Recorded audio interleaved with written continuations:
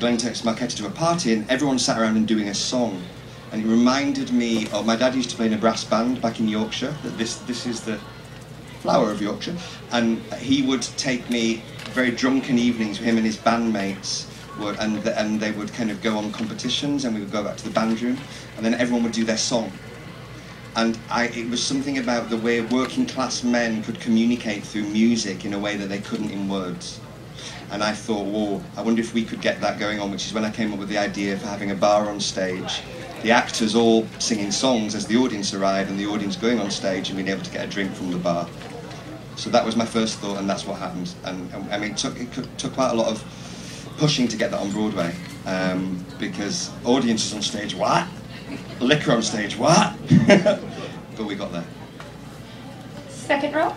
I'm wondering, you explained your pin is the flower of Yorkshire, but why wear it tonight? Are you trying to send a message, or what's the significance of it to this play? Just feel it feels like a real gift to my kind of home and my mum and dad who gave me the gift of music. And they weren't musicians. My mum was a nurse, my dad was an engineer, but they both did music as hobbies, and I grew up with music. And so I don't know, there's something about this show and the process of working on it that's made me really connected to home. I live in Scotland now, spent a lot of time in America, and so I just thought I want to wear something from Yorkshire. Gentleman in the back. Did you consider making it an open bar? It was, I remember on the first night at New York Theatre Workshop, and I remember Alan Cumming, who I'm working with at the moment. We're doing a one-man Macbeth that's coming to the Lincoln Center Festival. In fact, we had the first dress rehearsal last night. I flew over and arrived at midday today, and Alan was saying, "Is it not a free bar every night?" I said, "No, Alan, you just think every bar's a free bar. It's like the Queen thinks everywhere smells of fresh paint." I would love it to be an open bar, but ask the producers if you meet them. It's not my job. Yes, sir. Speaking of Macbeth you just mentioned, do you think that'll have a chance of coming to Broadway anytime soon? Well, it's coming to the Lincoln Center. It opens on the 5th of July. Do you think it would transfer from there, or just... Well, Alan's straight back into Good Wife then. So in fact, he's going to be doing Macbeth in the evening while playing Eli in The Good Wife, like filming during the day, which will be a head thing for him. Man. Where are you rehearsing right now? It's at the Tramway Theatre in Glasgow, and we open on Friday. So I go back tomorrow and keep on Macbething. In the yellow shirt, right here. Black Watch, Once, Macbeth.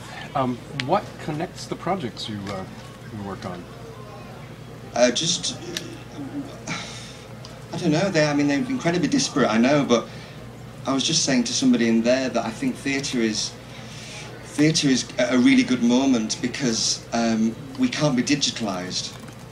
Journalists here will know. I've just done a project about journalism and about the death of print media called Inquirer back in Glasgow.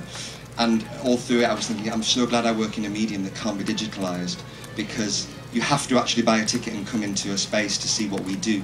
And I think as theatre makers we really need to explore and exploit that sense of live experience. So through Blackwatch and Once, Blackwatch, as the audience arrived, there was a big tattoo happening, and the seating was very different from what an audience was used to. Once you can go on stage, Macbeth will have a similar thing, so that their audience becomes alert and they go, oh, this is different. And so I really like playing with the audience's expectation, their experience of what the event is. That's what links them, I think. Yes. Well, these are all actors who happen to play instruments, so that was my proviso, really. I was like, if we're going to do acting musicians, the first thing they have to do is act. Luckily, they all not do they just play amazingly, but they dance around with cellos, things like that. So they really take everything we've got to throw at them. So I see them as performers, really. I don't see a difference. And last question. Yeah. What advice do you have for new people coming into the theatre? Create work that's unique and can only exist for an audience, and always think about your audience. The only thing you're doing it for is an audience, and develop a generosity of storytelling and desire to connect. Thank you, Mr. Tiffany. Thank you.